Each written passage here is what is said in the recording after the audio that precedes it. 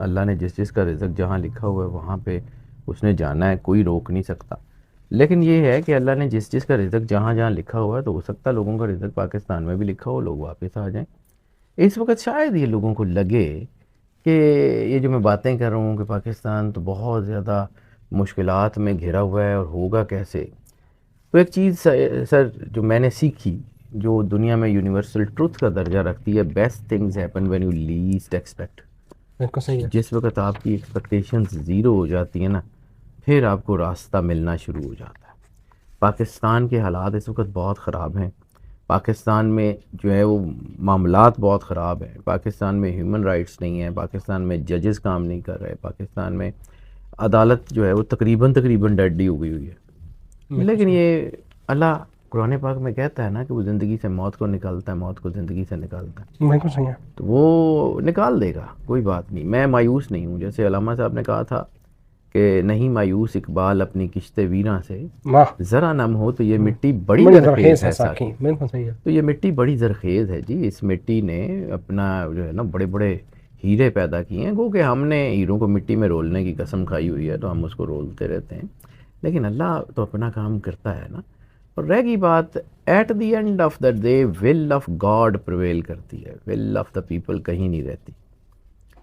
तो will of God को समझिए। अल्लाह अगर किसी से काम लेना चाहता है, वो किसी को भी ला सकता है।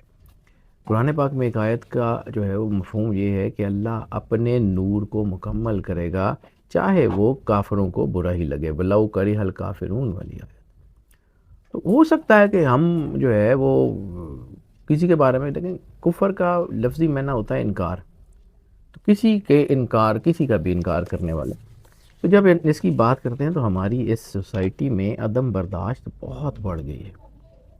और हमारी इस सोसाइटी में जो हालात इस वक्त चल रहे हैं, अगर इसको रोका ना गया तो शायद ये खाना जंगी की तरफ जा सकती है। अल्लाह रहम करे, अल्लाह रहम करे, अल्लाह रहम करे। अच्छा। लेकिन जैसे क्लिनजिंग का प्रोसेस होता है ना, अब तो खैर वो बड़े अच्छे किस्म के डिटर्जेंट आ गए। हम अपने बचपन में देखते थे वो रेत से और वो लोहे की कूची से जी मांजा जी। जाता है। तो शायद नेचर जो है ना वो पुराने असूलों से ही हमें सफाई कर रही है। नेचर ने कोई अच्छा डिटर्जेंट डालने की बजाय, नेचर ने ये जो रफ़ किस्म की, ये जो मतलब उसको, मेरे पास उसको कूची का कोई तर्जमा नहीं है। हाँ। तो वो जो ये जो अल्लाह ने इस किस्म की पर्सनालिटीज़, जो ये रफ़ कूचियाँ हैं ना, हम्म, ये लगा दी हैं और ये पाकिस्तान को मांझ रहे हैं। तो ठीक है, कोई बात नहीं, इन ज़ख्मों के ऊपर मरहम लग जाएगी। लेकिन अल्लाह ने ये करना है। ये पाकिस्तान कोई ऑर्डिनरी मुल्क नहीं है। मैंने बारहा आपकी बात रोकी, सॉरी, लेकिन मैंने बारहा ये बात अर्ज़ की कि पाकिस्तान मौला साहिबुज़्ज़मान अलैहिस्सलाम का किला है और पाकिस्तान ने प्रिवेल करना है। सर जी, इसी बात को ना मैंने ये सवाल, क्योंकि आजकल ना ये बहुत चर्चा हो रही है, क्रिटिकल मिनरल्स हमारे पास आ गए हैं, क्योंकि चाइना में इस वक्त जो मैग्नेट है वो 90 to 95% चाइना का होल्ड है, अमेरिका भी उसका वो है। जो आप जब आप कहते थे ना कि पाकिस्तान की को जर्नलिस्ट अरूज देखना है, तो जब ये क्रिटिकल मिनरल्स पाकिस्तान ये जो मामला चला, तो यकीन करें शायद जी आप मुझे याद आए, उसकी पता वजह नहीं ये है। सर, मैं बड़ा आम सा आदमी हूँ जी। मेरे पास अपना तो कुछ भी नहीं है। ये सिर्फ़ और सिर्फ कायनात के मालिक की मेहरबानी है। मेरी उसमें औकात हैसियत ही कोई नहीं। मैं तो पढ़ रहा हूँ। मतलब आप समझ लें कि एक न्यूज़ कास्टर जो है वो हालात की ख़बरें बता रहा होता है, उसका उस खबरों में इनपुट अपना तो नहीं होता, वो खबरों के वजह तो नहीं होता। तो हम भी हालात हाज़रा के न्यूज़ कास्टर्स ही हैं। ख़बरें तो अल्लाह बना रहा है, हम तो उसके निज़ाम को पढ़ रहे हैं, बस दैट्स इट। और हम सिर्फ लोगों को बताते हैं कि ये होने जा रहा है, और वो भी अपने इल्म के मुताबिक। वो भी अल्लाह अगर तौफीक देता है तो करते हैं, वरना कुछ भी नहीं है। सर जी, कब तक लग रहा है कि ये जो आप बड़े अरसे से बहुत आपकी जो पॉजिटिव एनर्जी है टुवर्ड्स पाकिस्तान, मतलब आई रियली अप्रिशिएट, कब तक लगता है कि ये जो हम बातें सुन रहे हैं कि हमारे पास जितने मिनरल्स हैं, क्योंकि अब उनकी ज़रूरत है इलेक्ट्रिक गाड़ियों में, मोबाइलों में, पहले उनकी ज़रूरत ही नहीं थी, अब हमारी दुनिया को भी ज़रूरत है, मगरब के लिए हम बहुत अहम बन चुके हैं। क्या लगता है कि पाकिस्तान, आपका जो कागज़ है वो क्या बता रहा है, कब तक तकदीर बदल जाएगी, ये कर्जे कुर्जे उतर जाएंगे? देखें, अभी फौरी तो अगर आप कहें कि सुबह दूध और शहद की नहरें बह रही होंगी और आसमान से जो है वो सोने के सिक्कों की बारिश होगी, तो ऐसा कुछ नहीं होने लगा। बिल्कुल सही है। ठीक है। हर फसल को एक ख़ास टाइम चाहिए होता है, एक ख़ास मौसम चाहिए होता है।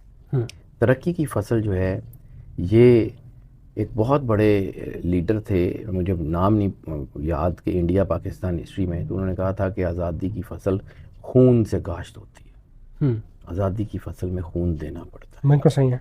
तो कोई भी किसी का भी खून हो, अल्लाह की मखलूक है, अल्लाह को उसका उसका एहसास तो है ना।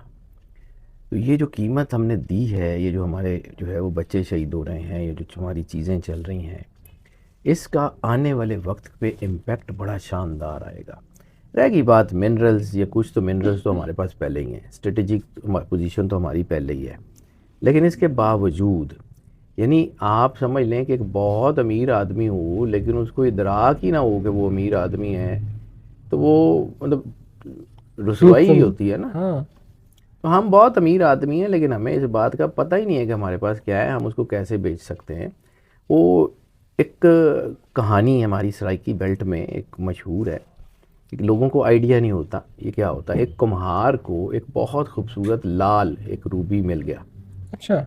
उसने वो रूबी निकाला और गधे के गले में बांध दिया। तो किसी ने कहा कि वो यार एडा कीमती नग तो खोती दे गल च पाता। उन्हें कहा जी एहो जिहियां दे गल च एहो ਜਿਹੇ ਹੁੰਦੇ हैं। तो जिसको आइडिया ही नहीं है कि हम क्या करने जा रहे हैं और कैसे करने जा रहे हैं, वो क्या करेगा, वो खोती दा गालची बनेगा ना। तो जिनको आइडिया होगा अल्लाह उनसे काम ले लेगा। That is not a big deal, कोई बड़ा मसला नहीं है। लेकिन अभी अगर आप कहेंगे सुबह, नो, मुझे लगता है कि 2026 मार्च अप्रैल के बाद जो है वो तरक्की शुरू होगी फाइनेंशियल, माशाल्लाह। और 2025 में पॉलिटिकल स्टेबिलिटी कोई ना कोई किसी ना किसी तरफ ज़रूर लग जाएगी। उसके बाद 27-28 में चीज़ें बेहतरी की तरफ आती हैं, टाइम लगेगा, चीज़ें अल्लाह ने करवानी है। और एक चीज़ मैंने जो असूल पढ़ा है, मैंने जितना फ़िक़्ह को पढ़ा, हदीस को पढ़ा, तारीख़ को पढ़ा, हमेशा अल्लाह ने जितनी बड़ी ताकत अल्लाह के ख़िलाफ़ खड़ी हुई है उतनी छोटी ताकत से उसको मरवाया। सही है। फ़िरौन ने खुदाई का दावा किया, अल्लाह ने मच्छर से मरवा दिया। अब्राहा ने काबे को गिराने का इरादा किया, अल्लाह ने अबाबीलों से मरवा दिया। तो हो सकता है कि बहुत बड़ी बड़ी ताकतें किसी छोटी ताकत के हाथों उड़ा दी जाएं। God has his own plans. मैं ऐसे ही नहीं कह रहा हूँ, मुझे लग रहा है कि ये ऐसा हो जाना कि वो बहुत सारे वो लोग जो मतलब अपने आप को समझते हैं कि हम बस, कहीं ना कहीं से किसी ना किसी तरीके से अल्लाह करवा देता है। ये तो कारसाज है, कुल कारसाज है, खुदा वो है, उसके अंदर सारा कुछ है। जो चाहता है, जैसे चाहता है, जब चाहता है, जिससे चाहता है करवा लेता है। पाकिस्तान को उसने देना है जी। और मुझे ये पता है, ठीक है, जो लोग मायूस हो जाते हैं, अल्लाह यही तो कहता है ना, ला तुकनितु मिन रहमतिल्लाह, जो मायूस हो जाते हैं वो छोड़ के चले जाते हैं। हो सकता है कि यहाँ से वहाँ जाएँ, वहाँ जंगें लग जाएँ, फिर क्या करेंगे। जाना तो सब नहीं है। मुश्किलात में वो इकबाल ने कहा था कि ये जो जद्दोजहद है ये ज़िंदगी को ज़िंदा तार करती है। वो एक कहानी मुझे याद आ गई, अल्लामा इकबाल की प्यामे मशरिक़ में एक हिरन ने दूसरे हिरन से कहा कि यहाँ तो जंगल में ज़िंदगी बड़ी मुश्किल हो गई है और मेरा तो दिल चाहता है मैं खाने काबे चले जाऊँ, वहाँ कम से कम शिकारी तो नहीं होंगे। अच्छा। मैं वहाँ शिकारी तो नहीं होंगे, ज़िंदगी तो सुकून से गुजर जाएगी। तो दूसरे हिरन ने उसको कहा कि अगर तू ज़िंदगी चाहता है ना तो इसी जंगल में है। ये जो रोज़ बचने की दौड़ है, रोज़ सर्वाइवल की दौड़ है, यही ज़िंदा रखती है। अल्लाह अकबर, बिल्कुल ठीक है। तो अलामा साहब सर, हमने हमारे साथ जुल्म ये हुआ कि हमने ना सिर्फ अलामा साहब को पढ़ना छोड़ दिया बल्कि हमने उनको अपने निसाब से निकाल दिया। अलामा मोहम्मद इकबाल ने सिर्फ़ और सिर्फ इस मुल्क का ख्वाब नहीं देखा, इस मुल्क में जो है वो पैदा होने वाले तमाम मसाइल का हल भी दे के गए हैं। सिर्फ ये है कि हमें डिलिबरेटली अलामा साहब से दूर किया जाता है। डिलिबरेटली वो जो है ना हमारी तालीम के अंदर से जो है वो इल्म निकाल दिया है, बस सिर्फ तुम ही रह गए हो, हमारी तालीम आधी आधी कर दी है। इतनी सी बात है और कुछ भी नहीं। I am hopeful. I am also hopeful sir, मुझे इसमें कोई दूसरी राय नहीं है। लेकिन हाँ, हो सकता है ये हम ना करें, कोई और कर ले, हमारे बच्चे कर ले। मैं तो कहानियाँ सुनाने वाला आदमी हूँ सर। आपने बात की तो मुझे कहानी याद आ गई।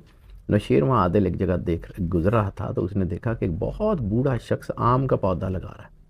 उसने कहा बाबा इसने तो 16 साल बाद फल देना है। तो क्या तू इस पेड़ का फल खाने तक ज़िंदा रहेगा? उसका नहीं, लोगों के लगाए हुए फल हमने खाए हैं, हमारे लगाए हुए आगे वाली नस्ल खाएगी।